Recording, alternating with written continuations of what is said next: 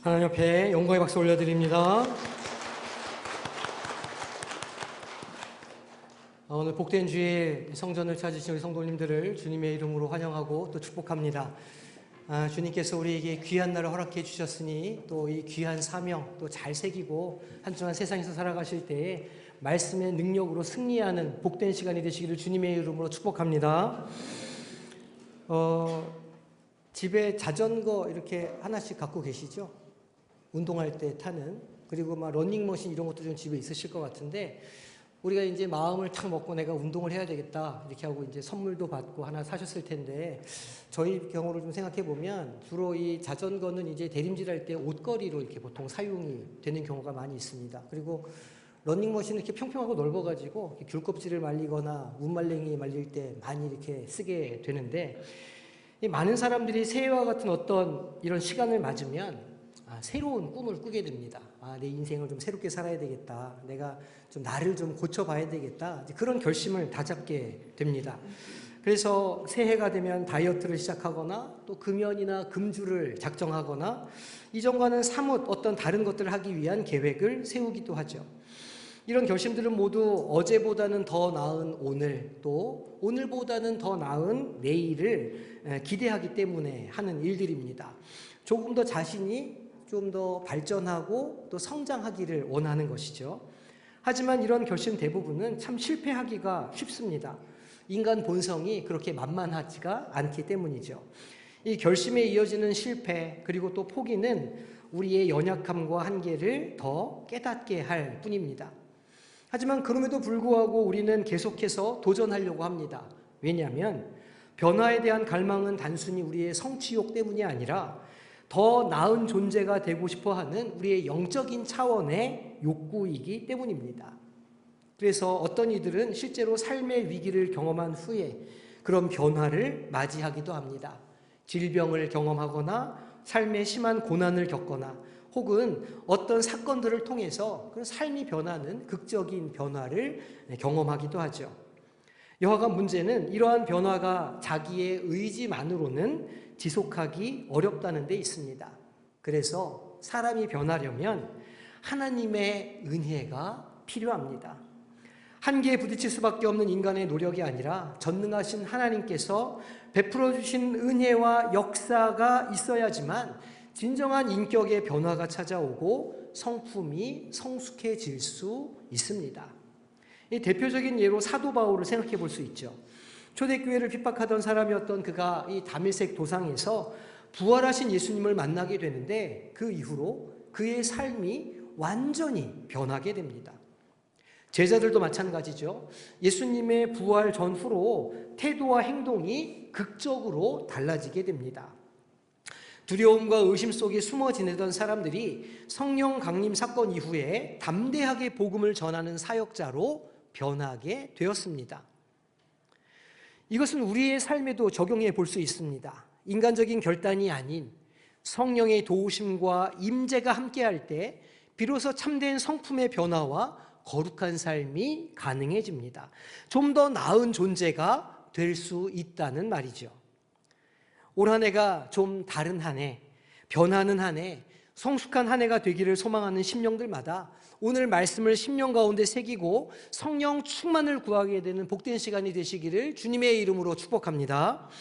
오늘 본문 말씀을 보면 세례 요한의 사역이 절정에 이르렀을 때 선포된 말씀인 것을 우리는 알게 됩니다. 우리 16절 말씀 함께 합독해 보겠습니다. 자, 시작.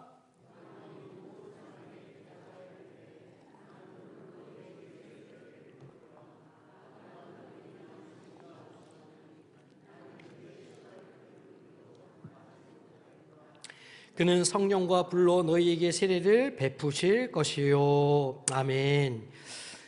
이 말씀은 누가복음 전체의 주제를 잘 드러내는 말씀입니다. 이스라엘 백성들은 메시아 대망 사상으로 가득 차 있었습니다.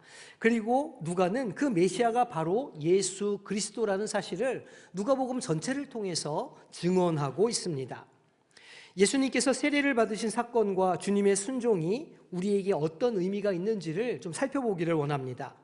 먼저 오늘 15절 말씀을 보니까 이렇게 기록합니다.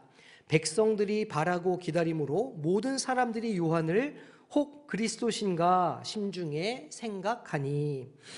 이것은 세례 요한의 메시지가 얼마나 사람들을 회개에 이르도록 하는 능력이 있었는가를 잘 보여줍니다. 이 요한의 설교는 사람들의 마음을 움직이고 회개를 불러일으키는 애통함을 생기게 했습니다. 예루살렘과 온 유대 인근 지역의 사람들이 광야로 몰려 들어와서 그에게 세례를 받게 되었습니다. 요한은 회개에 합당한 열매를 맺으라고 외쳤죠. 단순히 종교적인 관습을 따르는데 그치지 말고 진정한 내면의 변화를 추구하라 촉구했습니다. 사람들이 요한을 메시아로 오해할 정도로 그의 메시지는 시대를 꿰뚫는 설교였고 영적인 각성을 불러일으켰습니다. 하지만 요한은 자신이 베푸는 설교와 이 세례가 물로 하는 세례라는 것을 거듭해서 강조했습니다. 이 물세례는 구약시대부터 내려온 정결 예식에서 한 걸음 더 나아간 것에 불과했습니다. 회개의 표지로서 행하는 의식이었죠. 그러니까 물에 잠기는 상징적인 행위를 통해서 내가 죄인입니다 라고 하는 것을 인정하고 이전과는 다른 길을 걷겠습니다 라고 고백하는 상징적인 의미가 담겨있는 그런 의식이었습니다. 이 회개의 선포에서 요한은 아주 중요한 사실 하나를 말합니다. 자신은 단지 하나님께 돌아갈 것을 외치는 목소리에 불과하다, 전령에 불과하다는 것입니다. 그리고 실제로 세례받는 이들의 죄를 해결할 능력은 자신에게 없다 말합니다. 16절에 보니까 나는 물로 너희에게 세례를 베풀거니와 나보다 능력이 많으신 이가 오시나니 나는 그의 신발끈을 풀기도 감당하지 못하겠노라 증언하므로 이 진정한 구원은 곧 오실 메시아께 있다고 분명하게 선포합니다. 16절 말미에서 요한은 또 이렇게 말합니다. 그는 성령과 불로 너희에게 세례를 베푸실 것이라 하고 예언하죠. 여기에서 성령 세례와 불 세례라고 하는 표현에 주목해 보아야 합니다. 이 전통적으로 교회는 성령과 불을 이렇게 이해했습니다. 먼저 성령 세례라고 하는 것은 성령께서 죄인들의 마음에 임재하심으로 그 사람이 근본적으로 새 생명을 얻게 되는 사건을 말합니다. 사람의 영혼이 거듭나고 성령의 충만하심으로 인해서 예수님을 나의 구주로 고백하면서 날마다 성화의 길을 걸어가도록 이끄는 역사가 바로 성령 세례입니다. 사도행전 2장에 기록된 오순절 성령 강림 사건은 이 약속이 구체적으로 어떻게 이루어졌는지를 잘 보여주고 있습니다. 그 이전의 제자들은 예수님의 부활을 비록 목격한 사람들이지만 여전히 두려움과 혼란 속에 살아가고 있었습니다. 그런데 오순절 성령 사건을 경험하고 나자 그들은 담대해졌고 복음을 전하기 위해서 세계 곳곳으로 흩어져 나가는 용기를 갖게 되었습니다. 이것이 성령 세례를 받기 전과 이후의 삶의 변화입니다. 그렇다면 불 세례는 무엇을 말하는 것일까요? 불은 성경에서 정결하게 하는 것, 심판, 정화 등을 상징하는 것입니다. 예수님께서 주시는 불 세례는 우리 안에 있는 죄와 더러운 것을 태워버리는 정결의 사건을 말하는 것이죠. 동시에 불은 심판과 분별의 상징이기도 합니다. 17절에서 이어지는 말씀을 보면 손에 키를 들고 자기의 타작마당을 정하게 하사라고 말씀하는데 이것은 메시아가 오실 때에 곡식과 쭉정이를 가려내는 것처럼 진정한 신앙과 거짓된 신앙을 분별하실 것을 말씀하고 있는 것입니다. 불세례는 우리가 성령의 도우심으로 거룩한 삶을 사는 동시에 하나님 앞에 책임 있는 태도를 가져야 함을 가르쳐주는 것입니다. 이처럼 요한은 물세례가 회개하고 죄사함을 바라보는 출발점이라고 한다면 예수님의 성령 세례와 불세례는 단순한 예식을 넘어서서 인간의 내면을 근본적으로 변화시키고 장차 임할 심판과 구원을 동시에 준비시키는 영적이고도 종말론적인 의미가 담겨 있는 것입니다. 누가복음의 첫 독자였던 1세기 그리스도인들은 메시아의 도래를 간절히 기다렸던 유대인들의 역사를 잘 알고 있는 사람들이었습니다. 그와 동시에 그 메시아 되시는 예수님께서 이미 오셨으며 부활, 승천했다는 사실을 받아들이는 신앙 공동체였습니다. 하지만 이 신앙 공동체는 여전히 박해와 어려움 속에서 그 신앙을 이어가야만 했습니다. 그들에게 신앙을 지킨다는 것은 단순히 어떤 한순간의 감정적인 고백에 그치는 것이 아니었습니다. 그들의 인생 전체에 걸쳐서 두려움과 위협에 맞서서 성령의 도우심만을 의지하며 살아가야 하는 여정이라는 것을 그들은 잘 이해하고 있었습니다.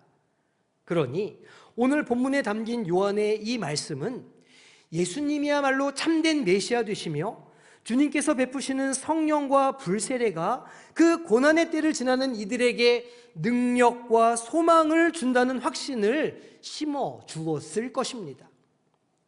특히 초대교회 그리스도인들은 예수님께서 부활 승천하신 뒤에 성령이 임하신 오순절 사건을 직접 경험했거나 직접 경험한 사람으로부터 간증을 들은 사람들이었습니다.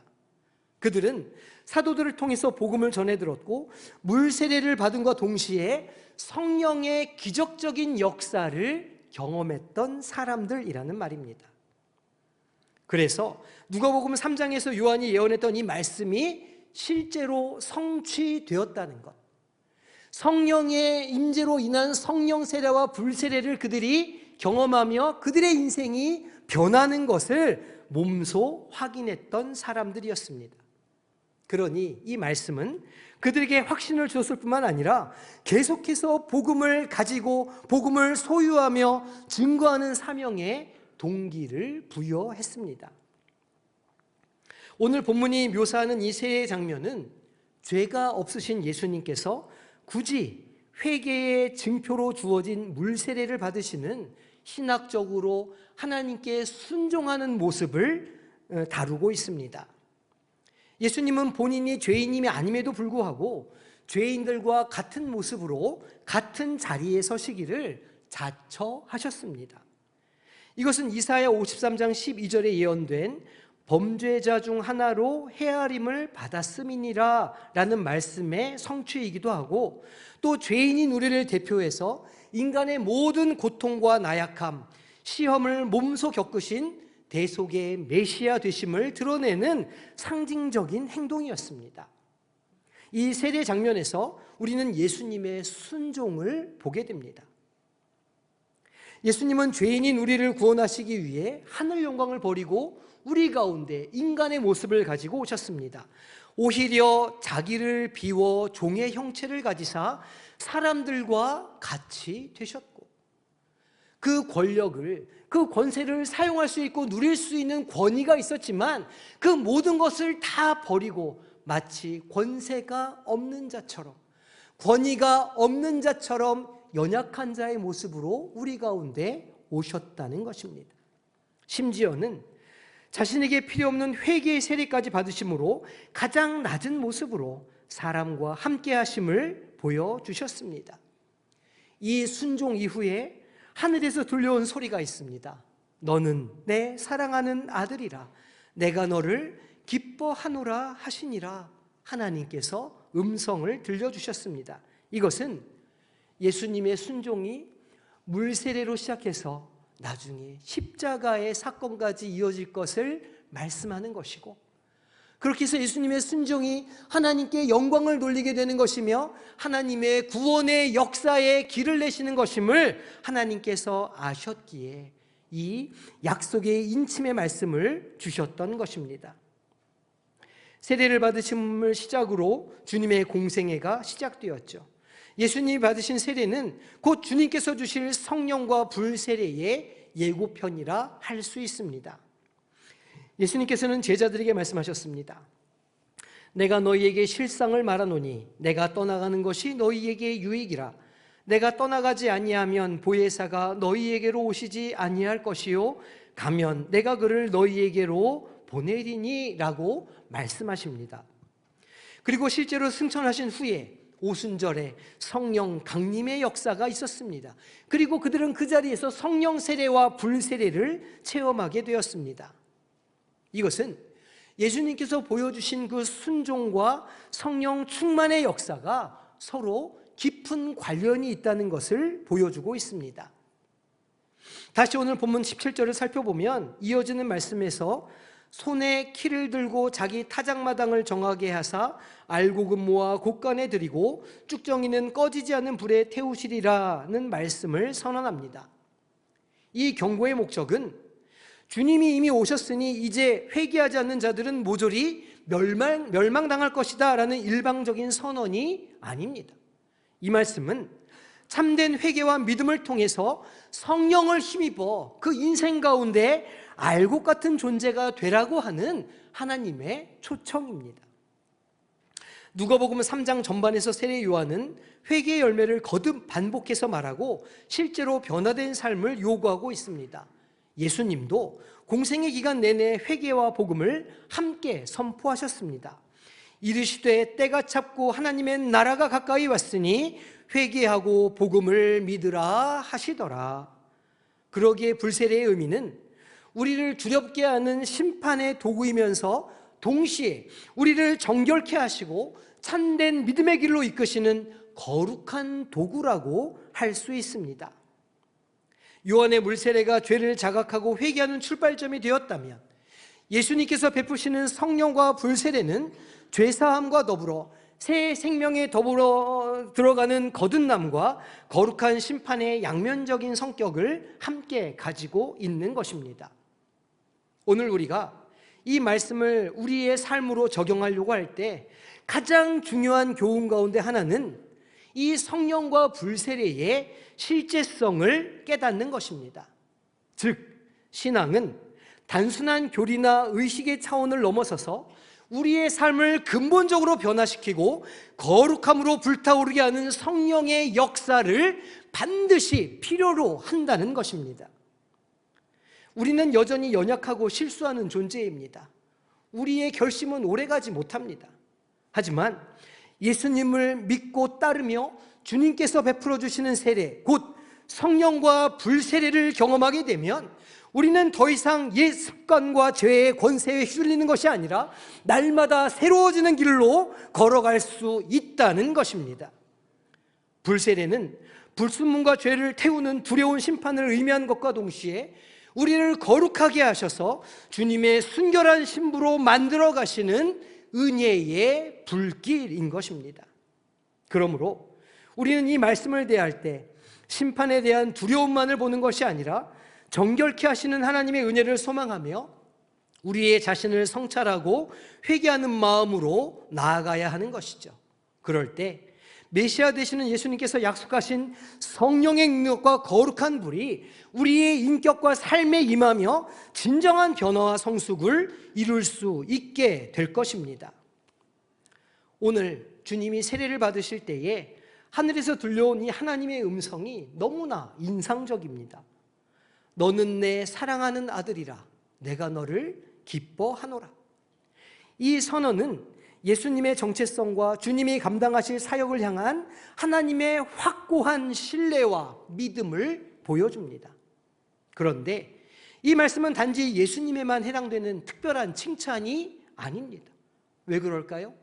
누구든지 예수님을 믿으면 그 자녀가 되는 권세를 받기 때문입니다. 예수님께서 십자가에서 이루신 구속의 은혜를 통해서 이제 우리는 하나님의 자녀가 되었고 하나님의 권세를 누릴 수 있는 자들이 되었습니다. 그래서 하나님의 기쁨이 우리를 향하게 되었다는 말입니다. 이 믿음을 가지시기를 주님의 이름으로 축복합니다. 그래서 성령과 불세례로 거듭난 성도는 날마다 삶 속에서 이 하나님의 기쁨을 날마다 누릴 수 있게 되는 것이죠. 이 기쁨은 세상이 주는 일시적인 즐거움이나 만족과는 본질적으로 다릅니다. 이 주님이 주시는 기쁨은 우리의 경제적인 형편에 달려있는 것이 아닙니다. 우리의 건강에 달려있지 않습니다. 우리의 환경에 달려있지 않습니다. 내가 어느 곳에 있어도 어떤 형편에 있어도 주님이 나를 사랑하심으로 내가 기뻐할 수 있다고 하는 믿음 위에 서는 것입니다. 이 믿음을 우리가 가져야 할 줄로 믿습니다. 새롭게 맞이하는 이 한 해, 우리는 이 메시지를 적용해 보아야 합니다. 먼저 올 한 해 주님의 성령 세례와 불 세례를 날마다 사모하시기를 바랍니다. 어떻게 하시겠습니까? 주님의 말씀을 날마다 가까이 해 보십시오. 기도의 자리에 날마다 더 나아가시기 바랍니다. 하나님과 교제하는 자리에 시간을 내고 자기를 복종시켜서 그 시간에 순종해 보시기를 소망합니다. 이 영적 습관을 우리가 올 한 해 가질 때에 우리의 심령 가운데 성령 세례와 불 세례가 임해서 우리의 삶이 변화하게 되는 역사가 있게 될 줄로 믿습니다. 그리고 이에 더해서 내가 너를 기뻐한다, 너는 나의 사랑하는 아들이다, 자녀다 라고 하는 이 약속의 말씀을 붙잡고 삶의 어떤 순간에 처하든지 이 믿음으로 그 시험을 이겨내고 담대히 살아가는 성도님이 되시기를 축복합니다. 그래서 올 한 해 어떤 삶의 현장에서도 성령의 도우심과 하나님의 기쁨을 붙잡고 그 삶을 이겨내 나가시는 우리 성도님들이 되시기를 주님의 이름으로 축원합니다. 제가 질문해 보겠습니다. 성령과 불 세례를 받으셨습니까? 올 한 해 성령과 불 세례를 받으시겠습니까? 이 믿음으로 한 해를 살아내서 주님께서 주시는 은혜를 풍성하게 누리고 그 삶을 변화시키는, 가정을 변화시키고 직장을 변화시키는 성도님들이 되시기를 주님의 이름으로 축원합니다.